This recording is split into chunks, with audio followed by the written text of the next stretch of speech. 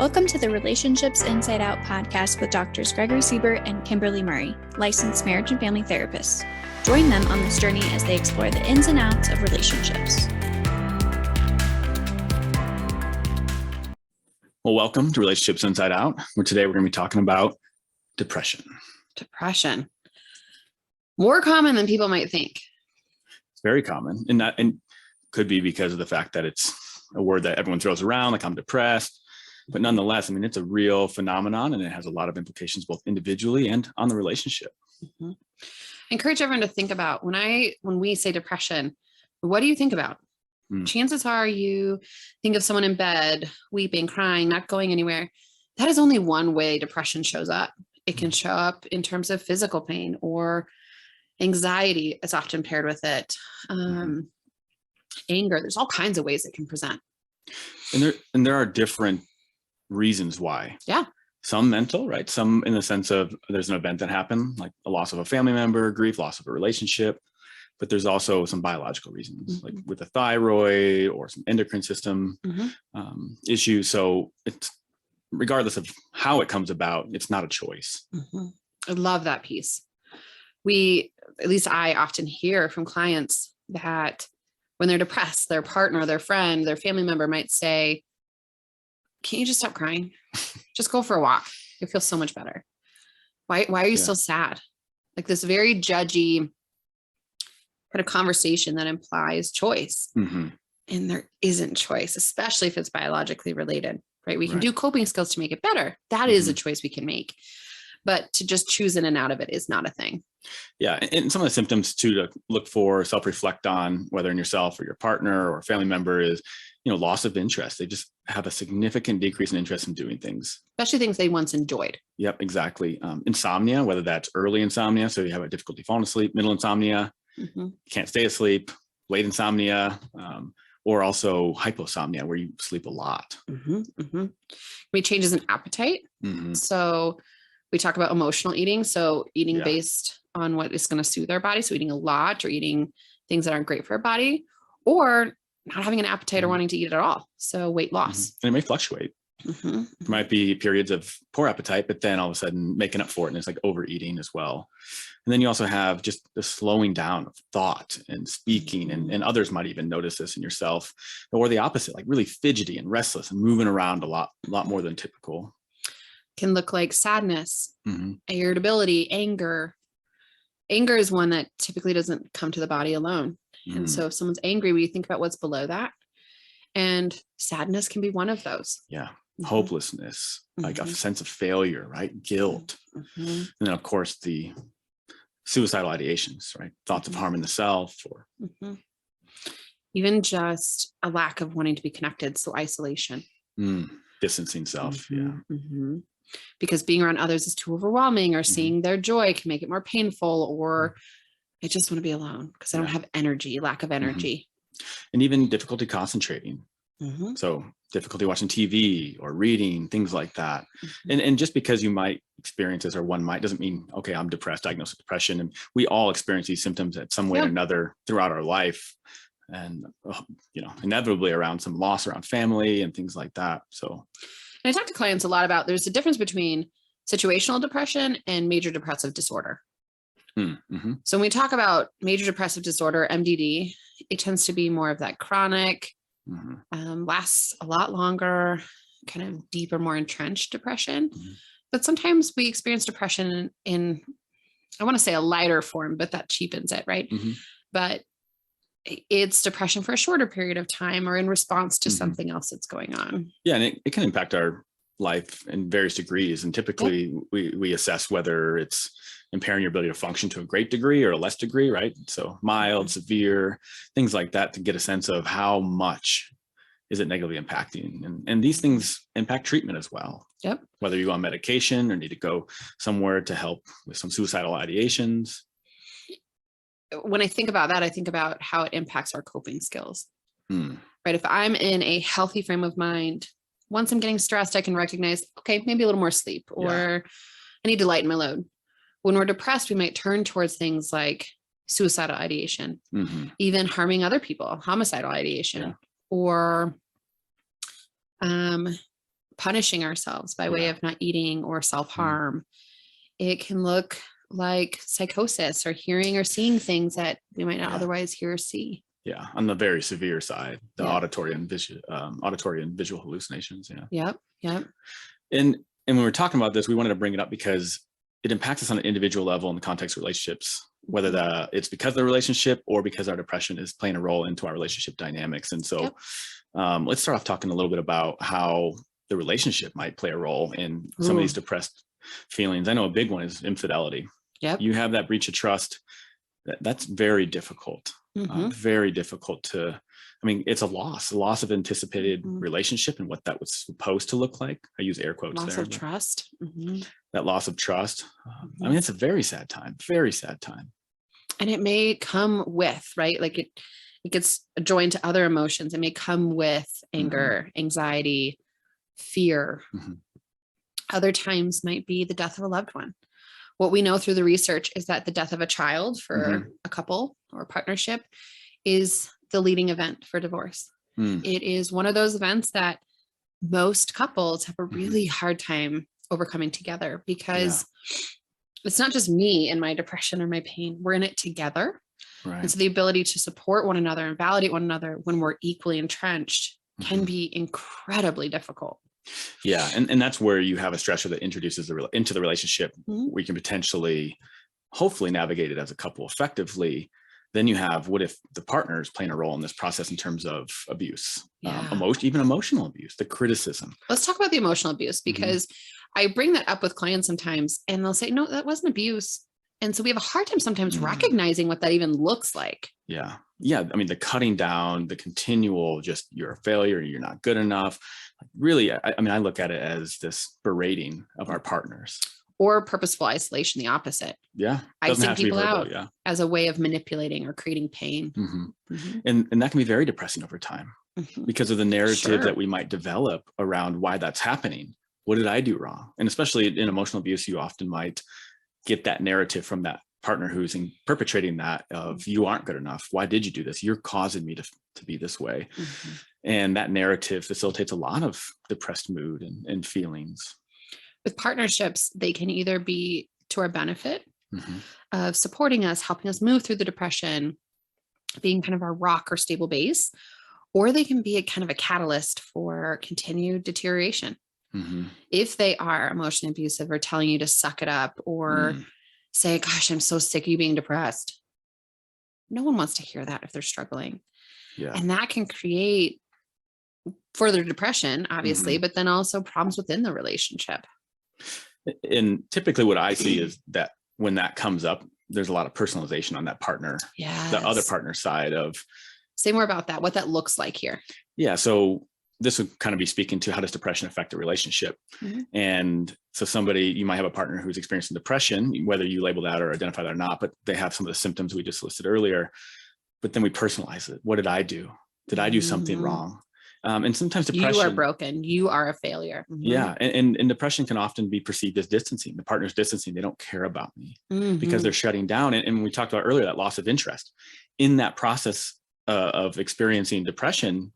You don't want to go out. You don't want to socialize with the friends anymore. You may don't want to go on a date. It's just not sex. Don't want to have sex. Yeah. I mean, there was a study, I think 2012, is like 33% of men and 42% of women had decreased libido with depression. I believe it. So it's a big factor in that. And when you have that decreased sex, there's a decreased intimacy, that feeling of connectedness.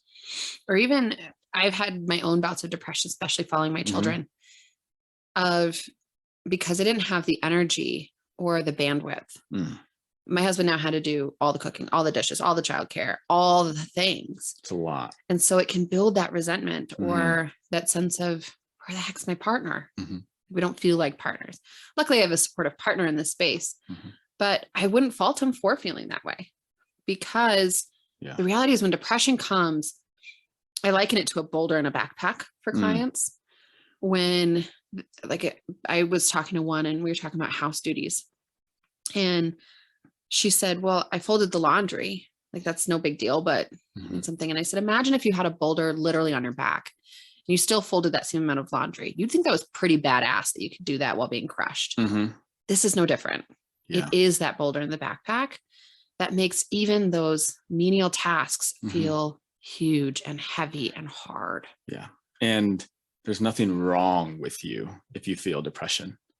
I feel like it's very, very common. You're not Mhm. alone. Mhm. But if it does get to the severe side and you feel like it's impacting your ability to function in your relationship or at work, Yeah. I mean, talk to somebody, Yep. whether a psychiatrist, even if you start with your primary care provider and they say, hey, let's go talk to a psychiatrist, maybe medication's an option, or talking to a therapist, maybe doing some more behavioral and cognitive approaches, which we'll get into a little bit later Mhm. in this episode. But I definitely want to go back to the idea of how can relationships play a role in depression. And one of those is like long distance. Mhm. It can be very fulfilling, Mhm. but there's many times of not being able to connect. Yeah. I look at it when I Feeling work lonely. with military couples and one partner's Ooh, deployed. yeah. And there's depression if I can't be with this person. Mhm. There's no way to get the connection that I typically desire or need because we're geographically distanced. Good point. Maybe it is a loss of a parent or a loved one that is more significant to another. Yeah. While we're geographically in the same home, it still creates this distance or this like fissure within the relationship. Yeah. Yeah. And then when we say this, we don't want to say, oh, this caused this. Right. Good point. But plays a big role in it. It's an event. What's happening? Whether it's distance in relationship, whether it's experiencing emotional abuse or infidelity, there's a lot of reasons that can play into that to really increase those symptoms. And these are all those kind of external factors, right? So it's situational. Again, situational is a little bit different than biological. So it can also look like biological factors. Yeah. So if our brain isn't producing or uptaking serotonin, dopamine in the way we need it to, that can be a cause. You'd mentioned thyroid. Sometimes I'll hear people say like, I have everything I want. Yes. Why am I depressed? Yeah. Because sometimes it's not anything to do with your environment. It's your body. And so in that moment, you're not gonna be able to white knuckle through it. You're not going to magically make your brain produce what it needs to produce. And so getting that support. One thing I think is important here, you mentioned a psychiatrist. And I often have clients say like, psychiatrist, psychologist, like what's the difference here? Psychiatrist typically is the prescriber and doesn't typically provide much therapy services. So we'd want you in support with a therapist or a psychologist where you get both the medication support, if that's necessary for you, and the therapeutic support. But it's important to know that they're different. They are not the same provider. And you could go to your primary care provider, but they're like this generalist in that field. And so psychiatry is going to have a little bit more knowledge and to be able to give a correct diagnosis or assessment to decide and determine whether medication might be helpful or not. And, there's research, of course, with medication and treatment together, especially in the case of depression, is more effective than either of those alone. Just like you wouldn't go, and I say this to my clients all the time, you wouldn't go to a brain surgeon for help with your heart because they studied the heart once upon a time. GPs are wonderful, but they don't know the nuances of mental health or comorbid diagnoses and how to treat those or mood stabilizers. There's a lot of nuances to this treatment. Do you mind defining a little bit about comorbidity? Oh yeah, good call. Sometimes depression comes alone and sometimes it doesn't. And when it doesn't, when it has a friend with it, we call that a comorbid disorder or more than one at the same time. And that friend being another mental health. Yes. So anxiety, symptoms, it can be psychosis, it can be all kinds of things. Trauma. And so having someone who specializes in this, so they can understand your nuances. Your care isn't going to be the same as Susie Q down the street. Exactly. And so I really encourage people, if you're considering medication, to go to a psychiatrist. Now, that said, not everyone needs medication for depression. That is just one way of getting support. Or nurse practitioners who can prescribe as well, that focus in the mental health realm. They like do psychiatric. They do a great job. They do a great job too. And it's tough. It's hard to understand, especially when you're the one experiencing depression of what is going on. And so for partners, going back to this idea, don't personalize, be curious. What does that person need in this moment? How can you best support them? That distancing may not be due to you and you not being good enough in a relationship, but because of what they're struggling with, and being able to talk about together what that support could look like that's most effective for your partner Mm-hmm. in those moments, and how we can best get them support. Mm-hmm. And it may be difficult. They may not want to go talk to a doctor, things like that. But one thing that could be helpful is, really creating a plan to engage in behaviors that were once enjoyable for that. Mm-hmm. So I look at it like depression is coming in and telling you, stay alone, isolate, have intrusive thoughts. And so I always want clients to do the opposite of what depression wants us to do. I love that. What are some other things that you think would be the opposite of what depression wants to do? So we have engaging activities. So exercise is a great activity. Time with the people we love, time in Yes. laughter, going to some places we love, or getting a break from our four walls. Think about COVID. Yeah. COVID wrecked some people's worlds, rightfully so. And then having to be stuck on top of having that world wrecked, it became very isolating and very lonely and painful. So we can even go to the park or go on a staycation somewhere within like 30-minute proximity. It doesn't have to be far. Yeah. Going to a friend's house, that can be really powerful. It's a good point too, because it's possible that going to work and having all these distractions in life kept us from even focusing on these depressed thoughts and mood. But then COVID comes, you sit at home and you're alone with your thoughts. Yeah. And it forces you to stay there.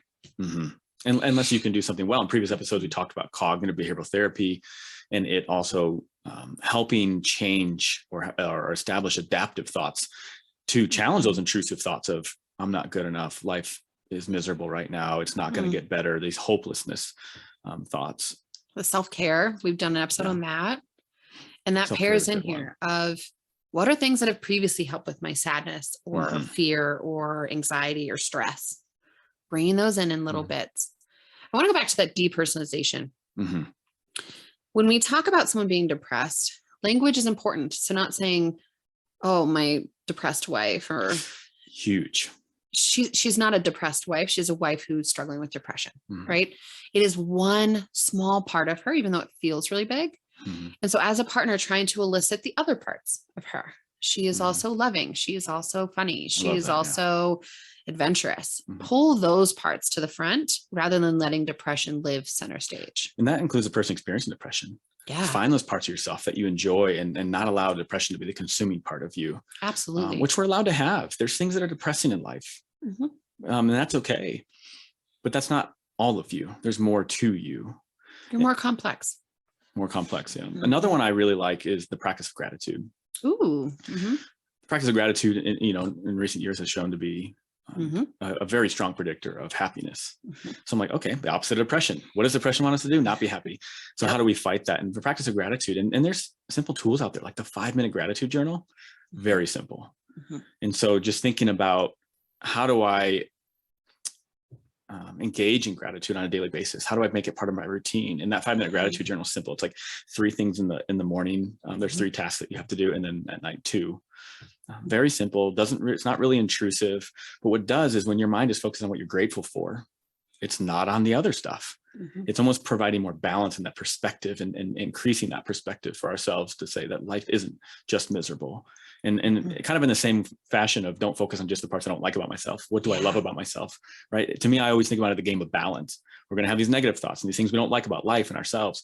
What are the things that we do? And oftentimes I feel like it's more of a challenge to think about the things that we enjoy and love and are grateful for. Especially when we're depressed. Exactly. It's so much easier to find the misery. And those gratitudes, I encourage people to think about not just external gratitudes, like gratitude for my partner, but gratitudes for myself. I'm grateful I smiled. I'm grateful that I have a giving heart. Also, sometimes those gratitudes aren't going to be grandiose. They aren't going to be big. They're going to be, I'm grateful I took a shower. I'm grateful I changed my sweatpants. Had a cup of coffee. Was even able to afford a cup of coffee. Or it can be small. It doesn't have to be huge. Or I'm grateful I got out of my bedroom for 10 minutes today. It's a great point. When yesterday was 3. I'm grateful I brushed my teeth today, took a shower.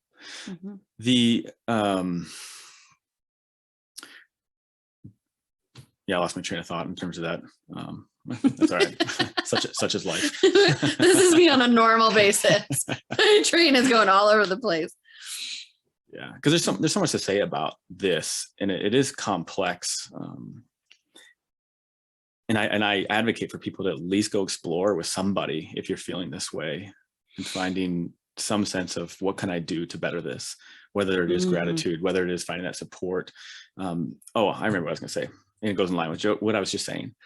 Don't expect an immediate turnaround as soon as you engage in one thing. Such a good point. So, including therapy. One session is not going to solve it, folks. Yeah.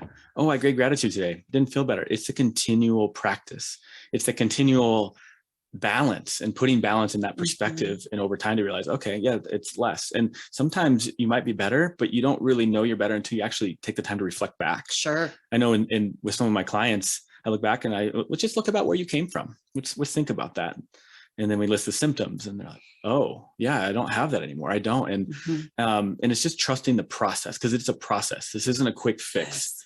Yes. And some of it is the lifestyle change. And going back to the context of self-care, most of us give up on self-care. We stop self-care. And so when we're not doing self-care, we're not providing ourselves that rejuvenation we need. And it takes time to get that back in our lives, get that routine back in and start feeling the exhilaration or happiness that we did, or that we once had when we did that. You're restructuring your brain through that process. Yes. It's not just a simple thought change. It is a rewiring of connections within your brain. Talk to people about this garden metaphor of, okay, if you have weeds over here and roses over here, right now we're watering the weeds. We're watering the, I'm a piece of shit. I hate life. What if instead of watering those, we focus on watering our flowers? Same happens in the brain. The connections that we focus on, that positive connection, well, over time, those flowers are going to get big, they're going to grow, and the weeds are going to die off. That's the goal here, is to switch our watering, our energy to what we want to see grow and to be fostered, rather than watering the things that aren't serving us or aren't helpful. And I love that description and analogy you just gave. And I think it's very difficult for us to not water the weeds when depression wants to confirm our bias that things are miserable.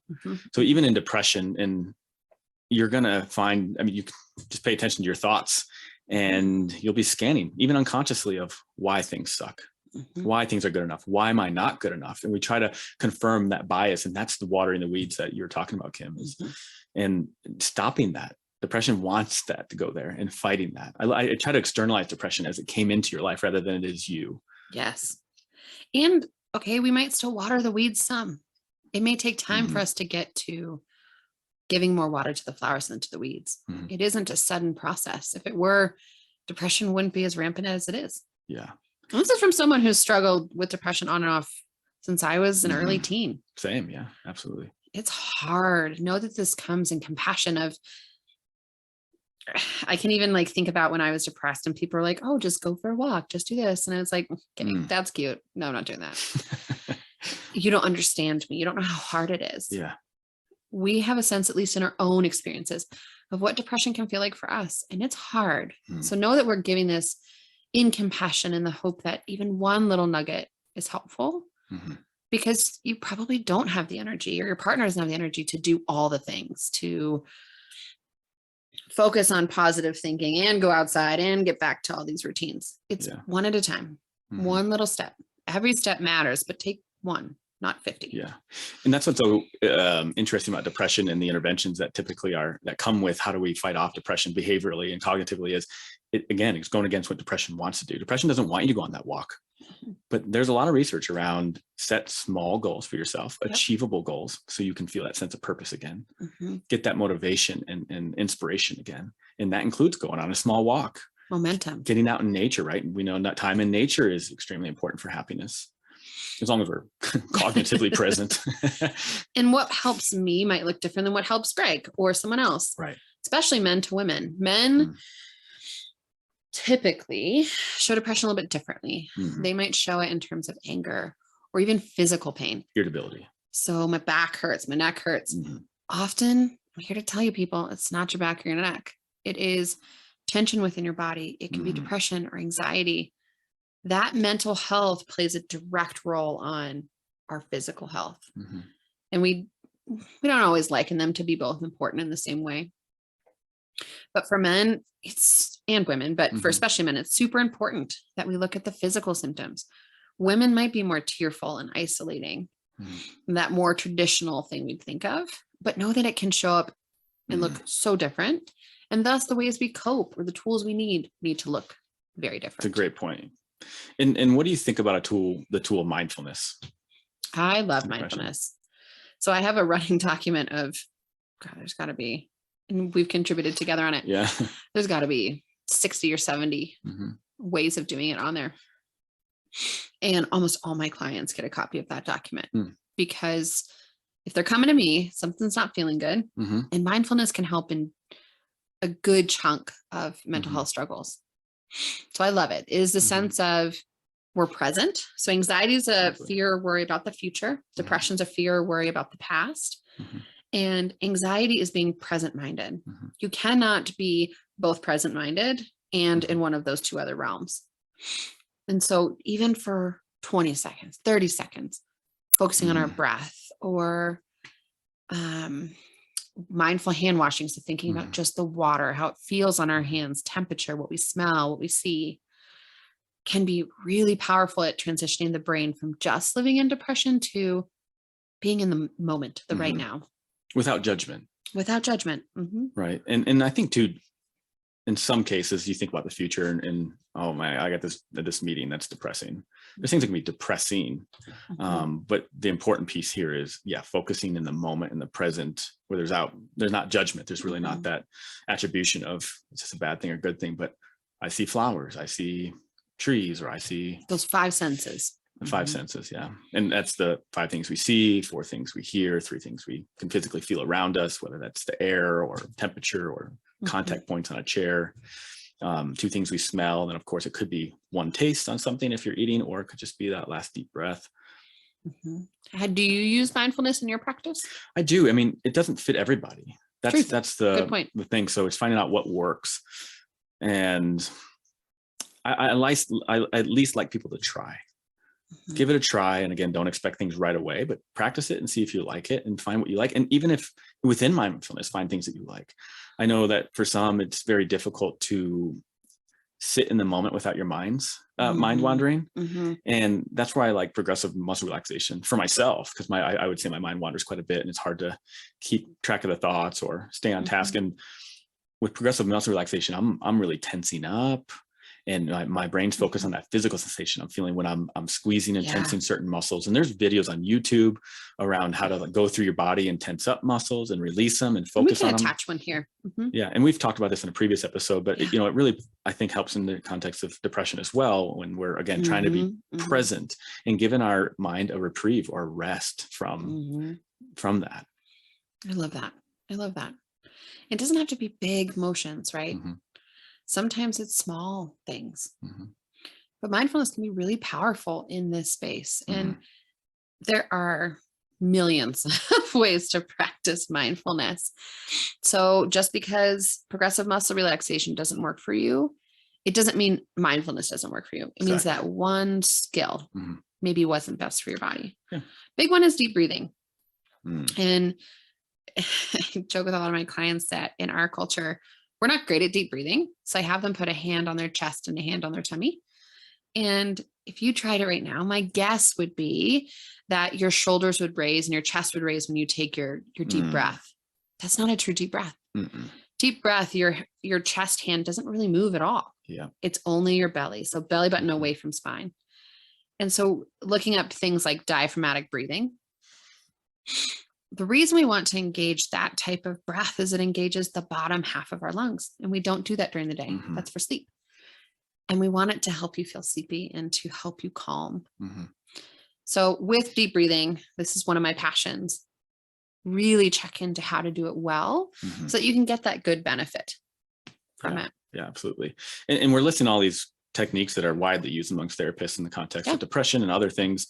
An important thing for family and partners of somebody who might be experiencing depression is depression doesn't want them to engage in these things that we might often be like, well, if you just do this, you'd feel better. Depression doesn't want that. Being patient with that, starting small. What can we do today?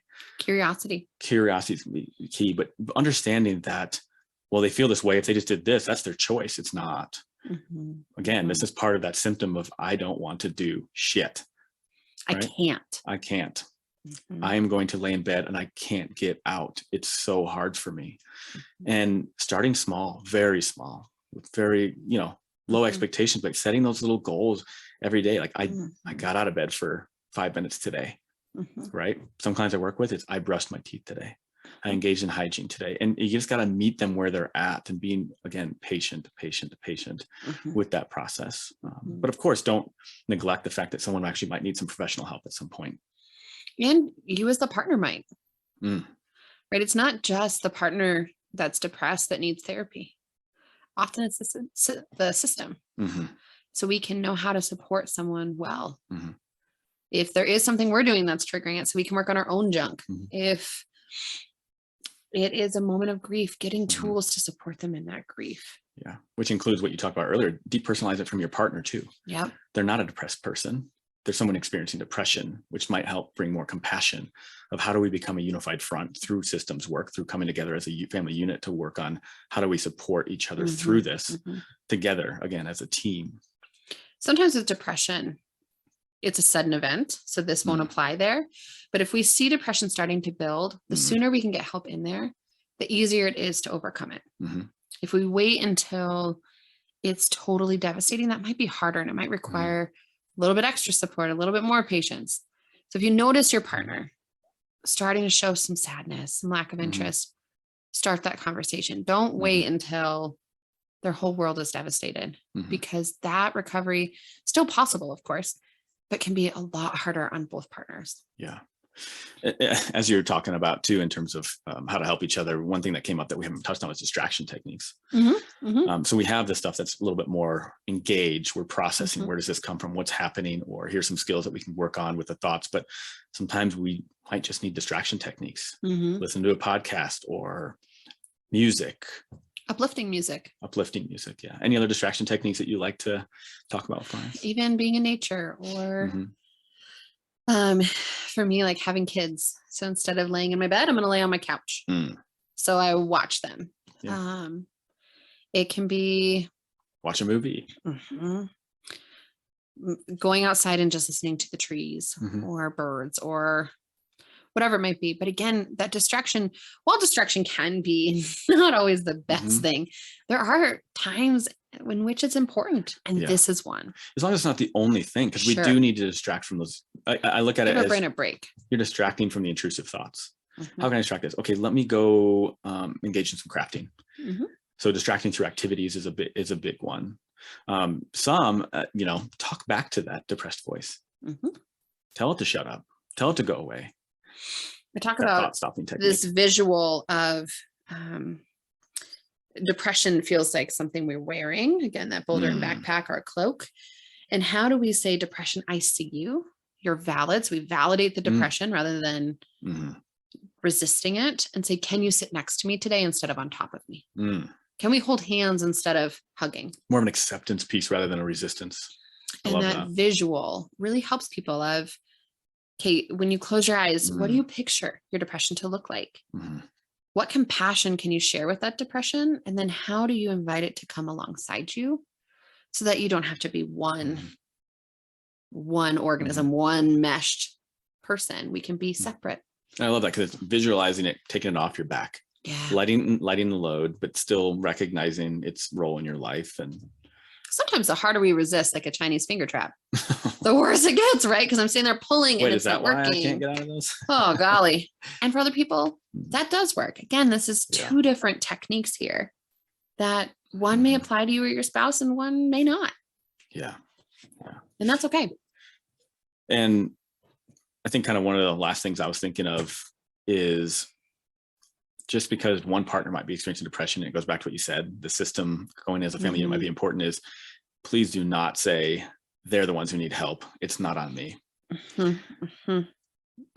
It is a system, people. It's like cringe. Parents that drop their kids off for play therapy and say, fix my kid. Or I'll get a call that's like, you need to fix my husband. Cringe, people.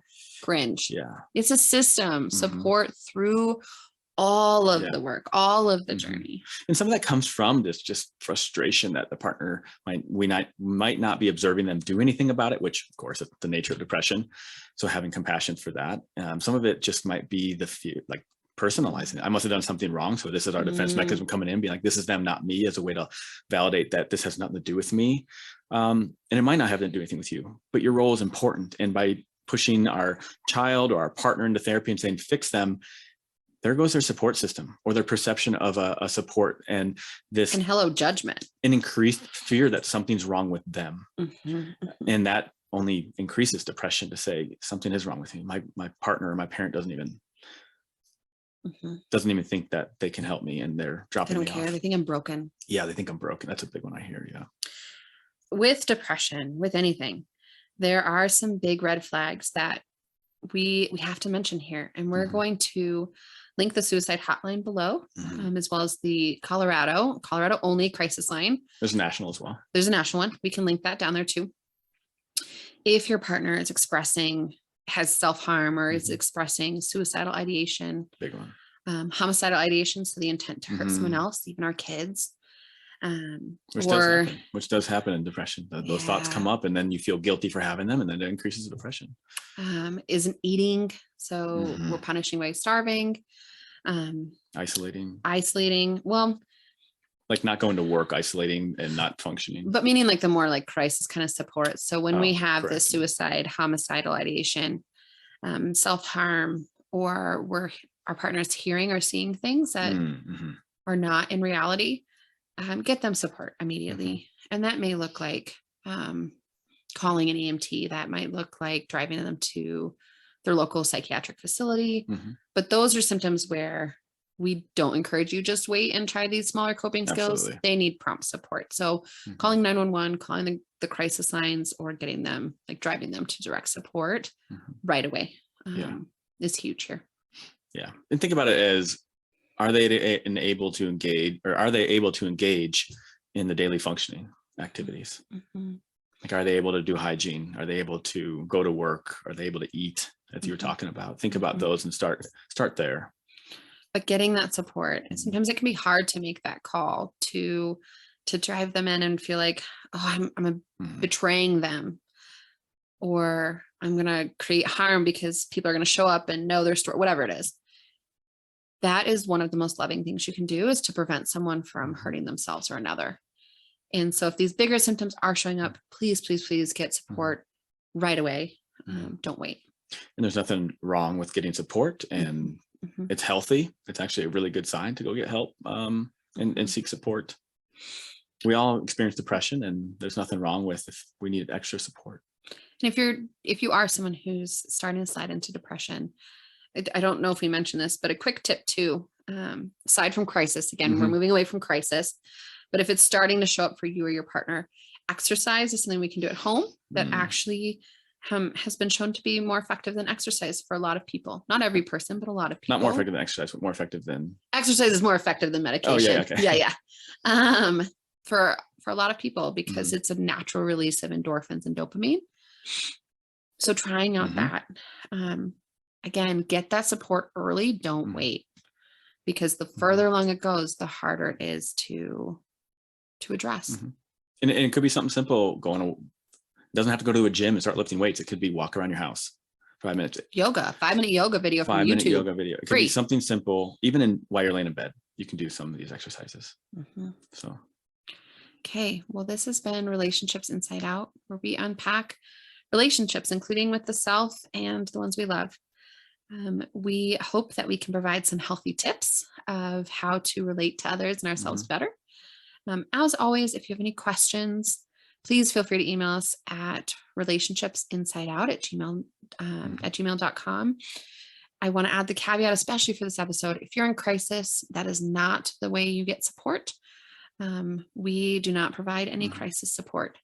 So if you are in crisis or needing some more intensive help, I encourage you to reach out to a local therapist or 911. But if anyone has any topic ideas or anything we can support with, let us know. Thanks for joining. Awesome. Thank you.